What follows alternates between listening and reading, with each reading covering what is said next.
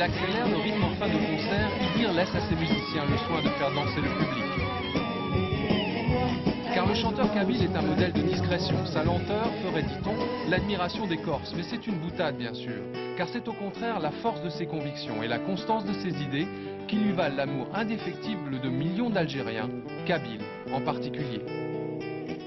Je ne suis ni un prof, ni un prédicateur, mais je suis convaincu que le fait culturel a toujours prédominé les autres faits, qu'ils soient sociaux ou politiques ou économiques. Si on commence par l'éducation, si on commence par la culture, on arrive à éliminer beaucoup de problèmes et beaucoup de gênes dans ce qui fait l'essence même de la société.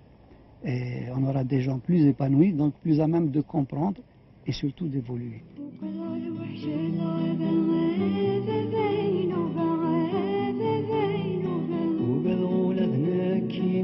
Une superbe mélodie dédiée à son père et qui devient un énorme tube, tout un symbole. Idir n'a enregistré que 3 albums en 20 ans, mais donne plus de 100 concerts chaque année.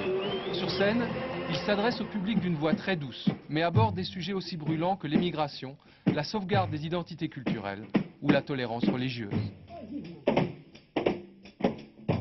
Il faut beaucoup d'échanges, beaucoup de mots, beaucoup de conversations pour dire que l'islam, ce n'est pas l'intégrisme, par exemple, mais que l'islam n'est qu'une religion, comme le christianisme ou le judaïsme. C'est beaucoup plus une question de conviction personnelle que quelque chose qui puisse unir les gens devant où ils doivent mener un combat. Un combat pourquoi? Le seul combat qu'on puisse mener aujourd'hui, c'est celui qui est pour la vie. C'est celui qui mène les hommes vers la lumière. Modéré dans le ton, mais ferme sur les principes, Idir séduit des deux côtés de la Méditerranée.